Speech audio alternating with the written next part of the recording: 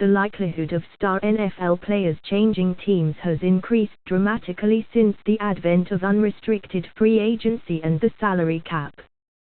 Despite this reality, high-caliber veteran quarterbacks don't switch teams with the same frequency as players at other positions. Tom Brady, Eli Manning, Philip Rivers, Ben Roethlisberger and Aaron Rodgers are still with their original teams more than a decade after entering the NFL. Tony Romo seemed destined to spend his entire career with the Dallas Cowboys before he fractured a vertebra in his back during Dallas' third preseason game. The injury changed Romo's career trajectory. He lost his nearly decade-long stranglehold on the Cowboys' starting quarterback job to Dak Prescott, the eventual 2016 Offensive Rookie of the Year, while sidelined several weeks recovering from the back injury. It's no longer a matter of if Romo will be in a different uniform next season. Where Romo lands and whether he plays at a discounted rate is one of the NFL's biggest off-season storylines. Romo's preference of Dallas releasing him so he can choose his next destination appears to be more likely than a trade, which can't occur until the 2017 league year begins March 9. The Cowboys might not be able to get more than a mid-round draft pick for Romo, who turns 37 in April, given his age and injury history. The Green Bay Packers received a conditional 2009 fourth-round pick that ultimately was a third-round pick from the New York Jets in a 2008 trade for a soon-to-be 39-year-old Brett Favre. This compensation had the potential to become as much as a first-round pick depending on the Jets and Favre's performance in 2008. Favre was coming off of a 2007 season in which he led Green Bay to the NFC Championship game and was named an All-Pro. Romo has the NFL's largest 2017 salary cap number at $24.7 million on a $14 million base salary next season. He is scheduled to make $19.5 million and $20.5 million in 2018 and 19, which are the last 2 years of his contract. These 3 years don't contain any salary guarantees. Any team interested in dealing for Romo must have enough salary cap room to absorb his $14 million 2017 salary in order to make a trade. Once acquired, the new team can renegotiate or restructure Romo's contract to decrease his $14 million cap number and forward/or salary. The Cowboys will have a $19.6 million salary cap charge for Romo relating to the bonus proration in his 2013 extension and subsequent contract restructurings for cap purposes in 2014 and 15 regardless of the nature and timing of his departure.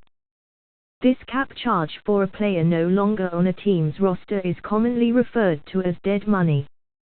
The entire $19.6 million will be on Dallas' books if Romo is released or traded before June 2. A total of $5.1 million of cap room will be gained immediately. Romo's $25.2 million and $23.7 million cap numbers for 2018 and 19 will be wiped away with the roster move in one of these manners. The cap hit will be taken over 2017 and 18 with either transaction occurring after June 1 or releasing Romo with a post-June 1 designation, which can't be used until March 9 after the new league year starts. NFL teams can release 2 players each year before June 1 that will be treated under the cap as if they were released after June 1.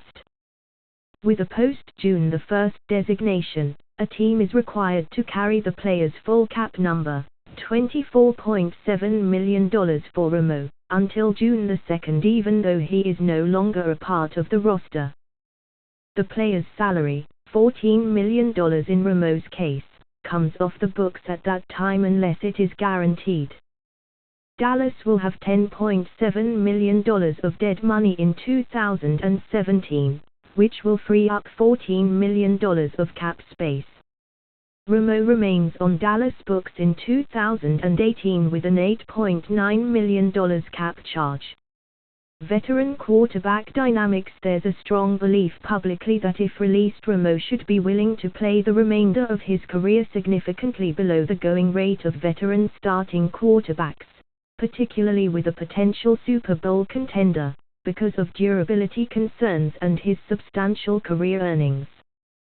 The insight I gained into the player's mindset during my numerous years as an agent suggests that it won't happen unless absolutely necessary. Players typically think they are worth their contracts after being let go. An agent usually attempts to get the money his client was scheduled to make from a new team on better terms than in the old contract, or in some instances a pay raise when a player is released. Romo's remaining contract of $54 million over 3 years is reasonable for a healthy starting quarterback. In 2016, the average yearly salary for a starting quarterback on a veteran contract was just above $19.475 million, which is close to a 13% increase from 2015's $17,283,333 number. This figure is expected to go up for 2017 with Derek Carr, Kirk Cousins, Matt Ryan and Matthew Stafford potentially receiving long-term contracts that should exceed Andrew Luck's $24.594 million per year, which makes him the NFL's highest-paid player. Outside of Tom Brady, veteran quarterbacks with considerable career earnings aren't in the habit of leaving money on the table. Drew Brees and Carson Palmer established the market for older veteran quarterbacks last year with one-year extensions with the New Orleans Saints and Arizona Cardinals worth $24.25 million and $21 million, respectively. Both players are older than Romo. Brees and Palmer had also made several million more than Romo's during their careers when signing their new deals. Manning, Rivers and Roethlisberger had comparable career earnings to Romo's, which exceed $125 million, prior to signing extensions in 2015 that made them among the league's highest-paid players. Favored Destinations. Bovada, a popular online sportsbook, posted odds last week for where Romo will be playing next season. The Denver Broncos are the favorites with 3-1 odds. The Kansas City Chiefs and Houston Texans have the next best odds at 7-2 and 5-1. These three teams should have the most appeal to Romo. They are ready-made teams that could be legitimate Super Bowl contenders with better quarterback play. Romo would be an attempt for Denver to replicate the success recently experienced with an older quarterback that had an injury history, Peyton Manning, particularly if Romo can perform like he did in 2014 when he was last healthy. Romo was a second-team All-Pro in 2014 when he led the NFL with a 113.2 passing rating and 69.9 completion percentage. Denver is in the best position from a salary cap standpoint. The financial investment at quarterback is extremely modest. 2016 starter Trevor Siemian is making $615,000 on a $628,196 salary cap number next season. 2016 first-round pick Paxton Lynch's 2017 salary cap number is a little above $2.15 million. Denver must address the offensive line regardless of the quarterback, but especially if Romo is signed. Romo has had a difficult time staying healthy the last couple of years in Dallas behind arguably the NFL's best offensive line. In Pro Football Focus, PFF, 2016 season-ending offensive line rankings, Denver's was 24th. Alex Smith has taken the Chiefs to the playoffs in 3 of his 4 seasons in Kansas City. He has a 1-3 playoff record and hasn't gotten the Chiefs past the divisional round of the playoffs. Coach Andy Reid recently reiterated his confidence in Smith despite the growing sentiment that the Chiefs have reached their ceiling with him under center. The Chiefs have one of the NFL's most challenging salary cap situations for next season, with about $2 million of cap space once factoring in tenders for restricted free agents and exclusive rights players, assuming the 2017 salary cap is at $168 million. The NFL's preliminary projections put the salary cap between $166 million and $170 million. Should Reid have a change of heart, $9.7 million of cap room will be gained by removing Smith's $16.9 million cap number and next season's non-guaranteed $13.3 million salary from the equation through a trade or release. A short-term Romo deal could be easily structured with a 2017 cap number significantly less than Smith's cap savings. The Texans gave Brock Osweiler a 4-year, $72 million contract containing $37 million fully guaranteed at the start of free agency last year after just 7 career starts. He was supposed to be a significant upgrade at quarterback over the much-maligned Brian Hoyer. Instead, the Texans defended their AFC South title last season on the strength of the NFL's top-ranked defense and in spite of the big-money free agent. Osweiler ranked near the bottom in a majority of major statistical categories in 2016 before losing his starting job to Tom Savage when he was pulled from Week 2050 a contest against the Jacksonville Jaguars. Savage suffering a concussion paved the way for Osweiler to return to the lineup in time for the playoffs. The Texans can't realistically move on from Osweiler next season because his $16 million 2017 base salary is fully guaranteed. Osweiler's dismal play and the guarantee have destroyed his trade value. His 2017 salary cap number is $19 million.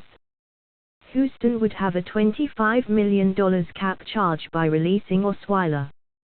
This is because of the guarantee and $6 million of signing bonus proration from his 2018 and 2019 contract years immediately hitting Houston's books.